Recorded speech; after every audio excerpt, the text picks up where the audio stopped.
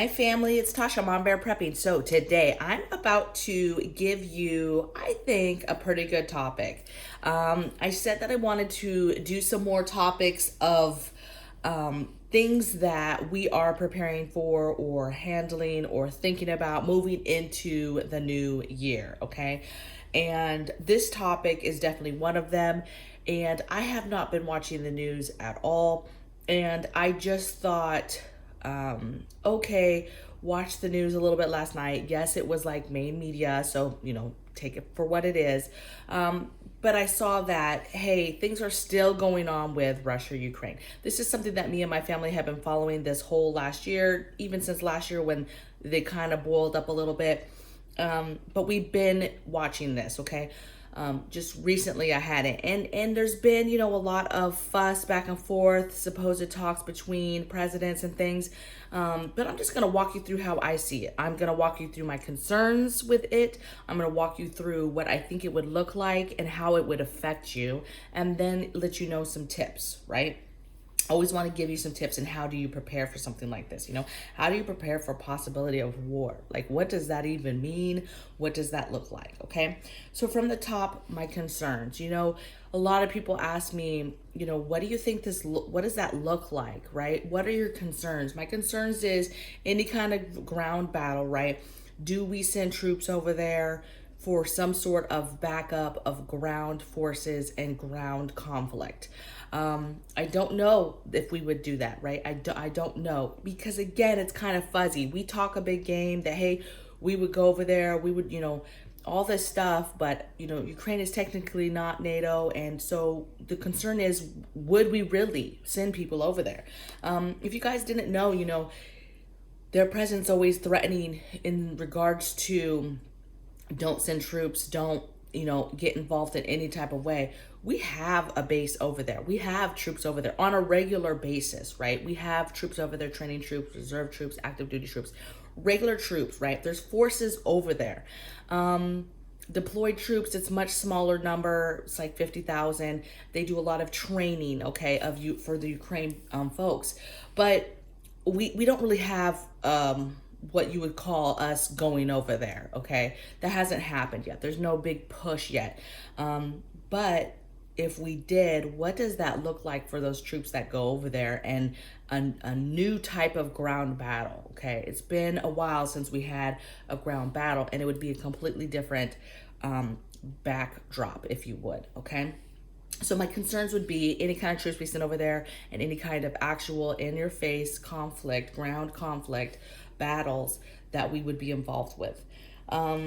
My other concern as somebody in the United States would be secondary attacks, secondary harm to us. How would we be affected by moves Russia would be making? Obviously, if there's some kind of ground conflict, yes, they would be engaged in that. But what else would they be doing to hinder us in any way that they could? And I'm going to talk about those things in a minute, okay?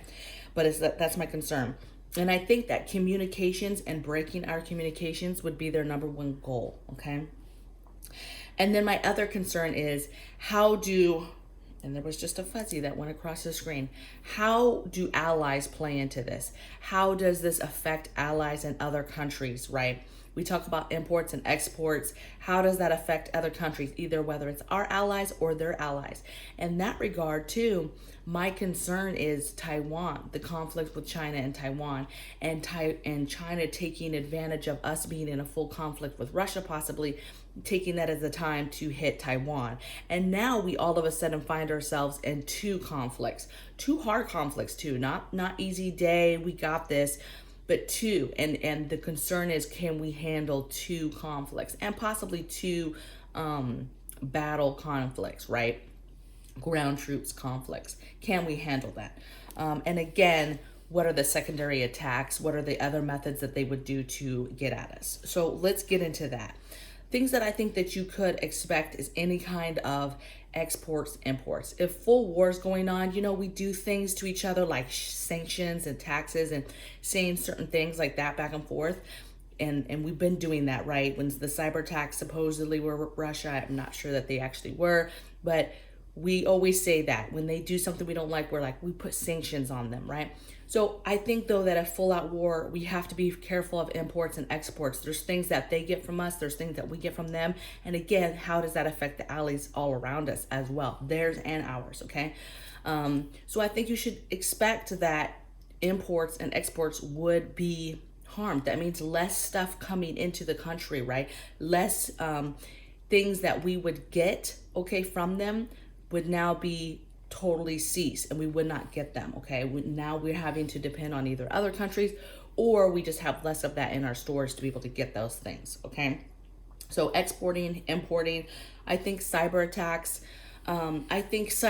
in any way like harming our communications. So cyber attacks on any kind of our grid that would make life difficult, or communications, our banking systems, not being able to get money, live life, those type of things, ways that they could harm us, that would make things difficult with us, ways to disrupt our communications, because communication is huge during military operations, okay? I think that is where they would put their focus in trying to disrupt with us. I think that they bragged about EMP missiles that can carry EMP, and I think that they could bring that and employ that if they could get it close enough, they would do it, because again, that would disrupt our communications, okay? That would disrupt a lot, just being able to successfully hit an EMP above us, okay? And then they have hypersonic missiles that they brag they have. They have the missiles that went all the way up in space and hit their own satellite, right, to destroy it because it was bad. Well, if they can hit their own satellite, that means they can hit our satellites, okay? So there's things that they have the ability to do that aren't as crazy as nuclear war, that I think that if things got to an escalated point where they really wanted to do harm, they could do that, okay? Outside of just whatever conflict was physically happening there, okay? And I think it's not just us, it's allies. Any of our allies that are helping us or helping Ukraine, it's the same type of thing. They have to worry about exports, imports, any kind of attacks, whether it's cyber, whether it's EMP missiles, whatever the case may be. Next thing is that people talk about, hey, could nuclear war happen? And I'm like, look, nobody wants that. And so I'm saying that hopefully that would not happen. Does my family prepare for that? We absolutely do.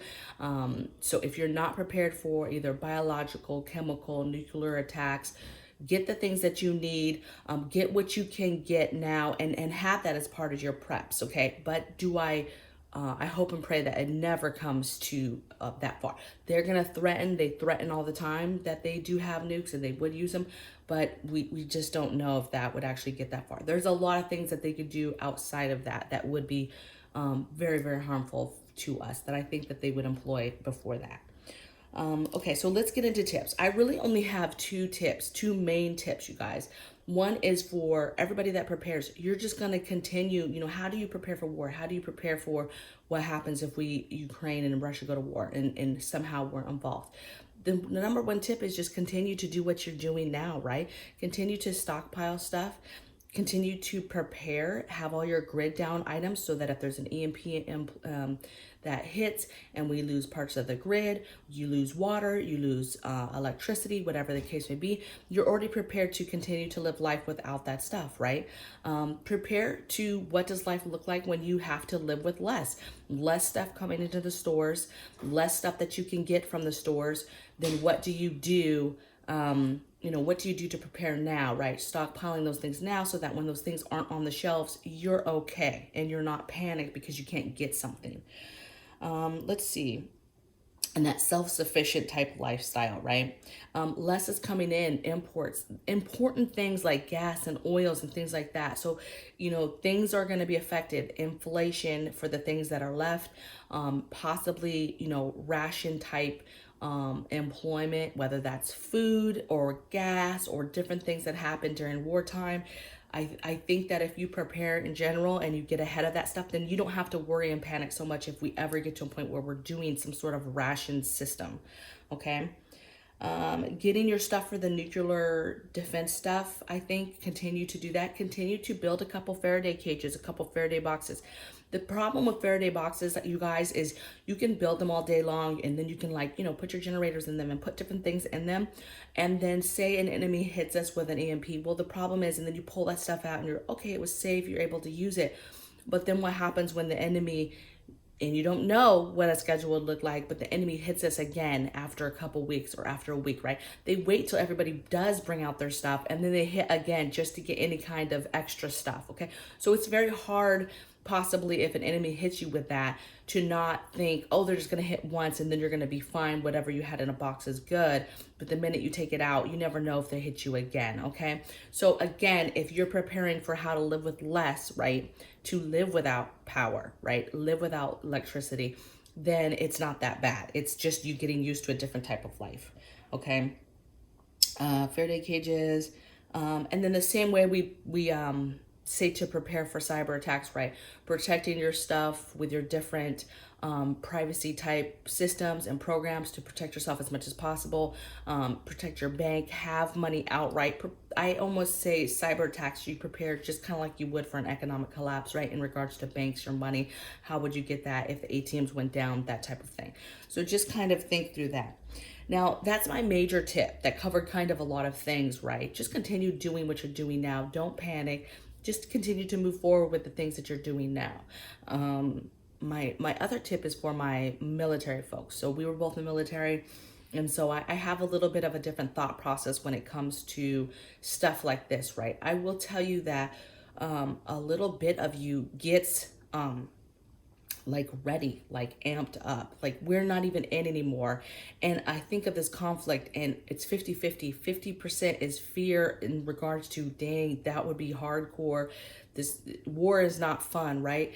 However, there's a part of military people that we get amped up. We get ready physically, emotionally, psychologically. We get ready, and it's almost like an amp up, I wish they would, right? And so I promise you that there's people that are in the military that are feeling that right now and feeling like, okay, we're gonna go in. If we got to do this, we're gonna do it. And they're getting fit, they're getting emotionally ready for that, okay? Excuse me. So what I would say is, if military folks, right, there's a lot of military folks that have not seen war though, okay? And so what I would say, if it was me, if I was still in and we were ramping up for the what ifs with Russia, I would probably be getting in shape, as much physical shape as I can, because it's exhausting having gear, having, your weapon, having all of that stuff with you, okay? And who knows what the gear looks like in a different location.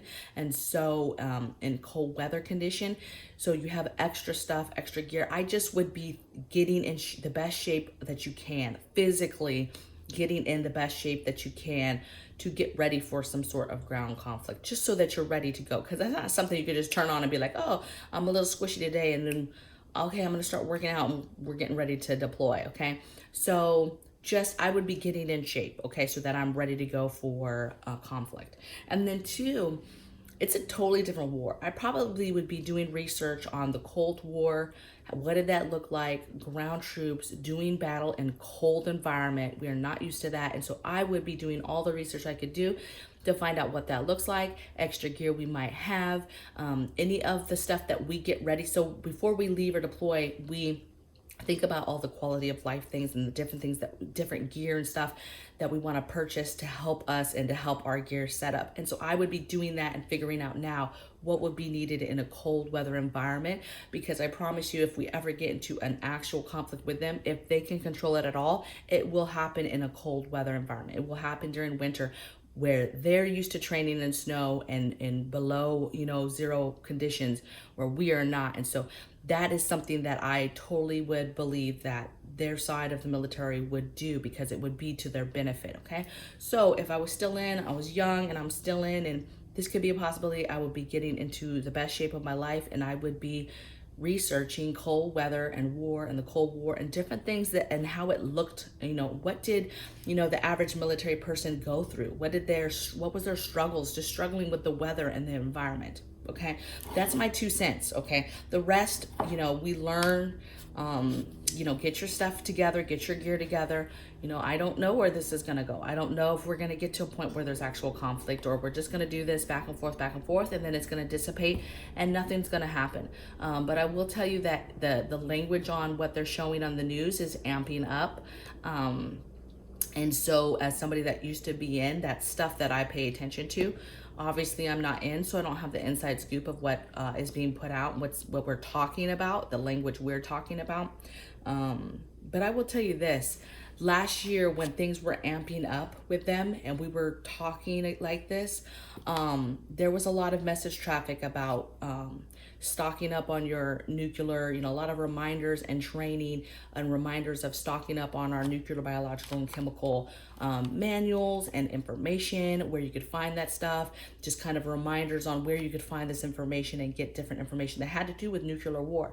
And so I found that interesting that was going on in the rest of the world. There was no discussion like we are now about it's really ramping up, right? We didn't get this far last time. And yet in message traffic, we were getting some reminders like, hey, this is where you can find these manuals. Hey, maybe freshen up on this stuff. Hey, this is where you can find this. And I just found that very interesting at the time.